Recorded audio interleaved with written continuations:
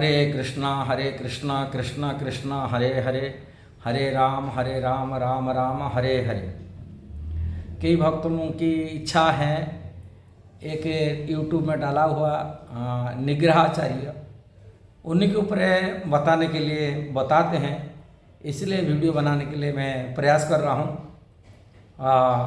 निग्रहाचार्य एक वैष्णव अपराधी शाक्तीय पंडित हैं, शक्ति वो शक्ति उपासक है।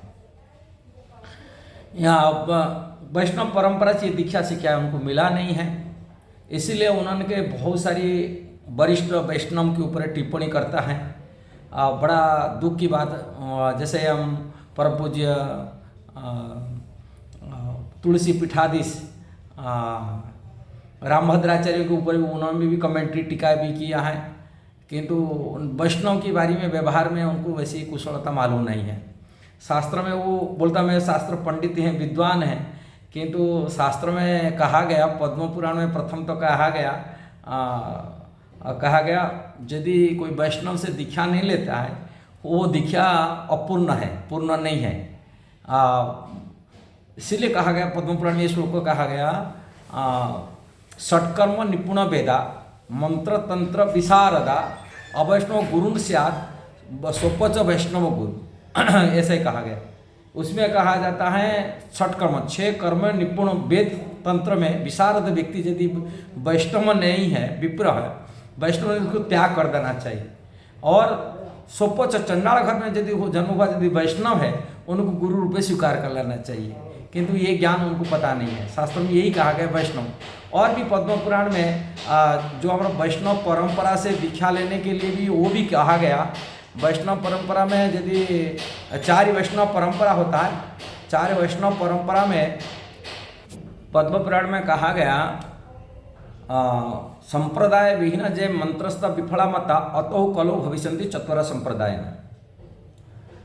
संप्रदाय यदि प्रामाणिक वैष्णव परंपरा जो शास्त्र में पद्म पुराण में ब्रह्मवृत्त पुराण में गर्ग संहिता आदि में वर्णन किया गया, यदि ये संप्रदाय विहीन कोई हो जाता है उसका मंत्र शिक्षा दीक्षा आदि सब निष्फल हो जाता है। इसलिए कलियुग में शास्त्र निर्धारित संप्रदाय दिया गया।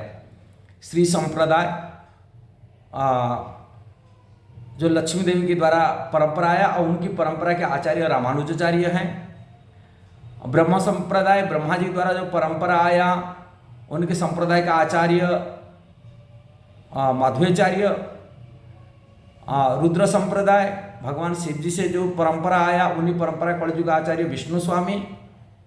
और कुमार संप्रदाय जो चतुर्कुमार ब्रह्मा जी पुत्र थे उनकी जो परंपरा से जो संप्रदाय से परंपरा आया कलियुग में आचार्य निम्बारक आचार्य। ये परंपरा को शास्त्र अनुमति देता है, इसी परंपरा माध्यम से शिक्षा दीक्षा आदि लेना चाहिए, नहीं तो निष्फल हो जाता है। ये बात को बोले उनको इतना शास्त्र पढ़ा है कि उनको पता नहीं हो रहा है जो निग्रहाचार्य को, जिसी कारण से वैष्णव के बारे में उनको जानकारी नहीं है। जब तक वो शिक्षा दीक्षा उनकी सही परंपरा से गुरु से आचार्य से नहीं हुआ वो कैसा समझ पाएगा वैष्णव क्या होता है। कारण उनका अपूर्ण है, उनका शिक्षा दीक्षा अपूर्ण, पूर्णता नहीं है। पूर्णता इसलिए नहीं कारण वो शास्त्र के हिसाब से कार्य नहीं करते। वो बोलते मैं शास्त्र हिसाब से कर रहे, जैसे भगवान गीता में कहते हैं मोघसा मोघ कर्मणा मोघ ज्ञान विचेतस, आने का ज्ञान मन निष्फल हो जाता है, पढ़ता हुआ किंतु काम में नहीं आता है। अब इसलिए हम चैतन्य चरितामृत चैतन्य भागवत में आदि कहा गया वैष्णव क्रिया मुद्रा विज्ञ ना बुझाए। जो विज्ञ है विद्वान व्यक्ति वो समझ नहीं पाते वैष्णव की क्रिया मुद्रा उनका कार्य का क्या होता है वो नहीं होता है। इसलिए उन्होंने बड़े से बड़े वैष्णव लोग जो वरिष्ठ वैष्णव जी को आदर करते सम्मान करते, ऐसे वरिष्ठ वैष्णव लोगों को उन्होंने ये करता है। इसको उनका खिलाफ भी बोलता रहता है, मैं देखा हूँ उसमें कई वीडियो में इसके खिलाफ बोलता है।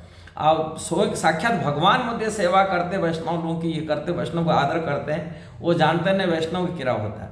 और साक्षात हम जैसे मैं बोला रामभद्राचार्य, उनको तो साक्षात भगवान राम जी उनको लेके गए थे हाथ पकड़ के, उनको दर्शन दिए, उनको साक्षात पकड़ के ले गए, उन्होंने बता रहे। और ये वैष्णव लोग कितना समाज के लिए कल्याण कार्य करते हैं। जो दूसरा की कल्याण करते, जिनके द्वारा हमारे सनातन संस्कृति सनातन धर्म बच रहा है, सनातन धर्म ये बारे विचार नहीं करते। वो निग्रहचार्य द्वारा क्या हो रहा है समाज में, कितना कल्याण हो रहा है, वो तो वैष्णव की दोष लिख रहा है, उनका कम ये कर रहा है। जो वैष्णव का दोष देखता है और ये से भ्रष्ट व्यक्ति हो जाता है। वास्तविक उन्होंने शास्त्र को समझ, शास्त्र पढ़ते हुए शास्त्र को समझ में दिमाग में नहीं आता है। इसलिए वैष्णव को कितना आदर करना चाहिए, वैष्णव सम्मान करना चाहिए, ये बारे में जानकारी होना चाहिए, उनको बारे में ज्ञान नहीं होता है। इसलिए वैष्णव परंपरा से दीक्षा शिक्षा ले और वैष्णव के पास में नम्रता होकर के जाए, तभी व्यक्ति भागवत को समझ सकता है। भागवत समझने के लिए व्यक्ति भागवत के पास जाना पड़ता है, वैष्णव के पास जाना पड़ता है। अब ऐसे ही कोई पढ़ेगा बोलेगा मैं अपनी तरफ से शास्त्र पढ़ लूँ समझ जाऊंगा, ये मूर्खता है। और महाप्रभु चैतन्य महाप्रभु का लीला में ऐसे प्रसंग आता है, जो ईश्वरपुरी उन्होंने कृष्णा बुक, एक कृष्ण के बारे में एक लीला कथा कृष्ण लीला बुक लिखे थे। तभी वो लाकर महाप्रभु चैतन्य महाप्रभु बोले आप निमाय पंडित हो, पंडित होने के नाते इसमें कुछ ग्रामेटिकल मिस्टेक हो सकता है, ये हो सकता है, आप उसको संशोधन करिए, एडिटिंग कर दीजिए। तभी भगवान चैतन्य महाप्रभु कहते हैं पंडित तो कहे, कोई कहे पंडित लोग विष्णु कहते हैं, अब भक्त लोग अज्ञानता करो कोई विष्णु कह देते हैं। उसमें विष्णु कोई अंतर नहीं होता है। भगवान भावग्राही जनार्दन है, वो सब कुछ जान लाते हैं। इसमें भक्तों की ओर कोई गलती हो, भगवान उसमें सबको समझ जाते हैं। ये संसार में कोई गलती तो होता है, कोई भगवान तो नहीं है, वो गलतियां तो हो जाता है। अब कोई गलती किसी करते हैं, वो भगवान को प्रेम होने के नाते भगवान भक्तों को प्रेम करते हैं, इसलिए भक्तों की गलती देखते नहीं। कोई गलती कर रहा है, कोई ये कर रहा है, वो कोई नहीं करते। किंतु जो वैष्णव के बारे में जानकार नहीं, भगवान के बारे में ठीक से जानकारी नहीं है, परंपरा में नहीं है, किंतु भगवान के भक्तों के प्रति ऐसा शास्त्र को अपनी पंडित विद्वान दिखा करके ये करते हैं, ये बड़ा दुर्भाग्यजनक है। इसलिए उनको सुधर जाना चाहिए। यदि अपने आत्मकल्याण के लिए चाहते हैं, वैष्णव की शरण में जाने, वैष्णव दीक्षा संस्कार आदि लेना चाहिए, तभी तो उनके पंडिताई काम में आएगा, नल पंडिताई कोई काम में नहीं आने वाले। यही है, नल तो कोई वैष्णव लोग आदर नहीं करेंगे, उनको आगे जाएंगे और आत्मकल्याण कर नहीं पाएंगे। मुक्तिदाता मुकुंद की शरण में जाना चाहिए।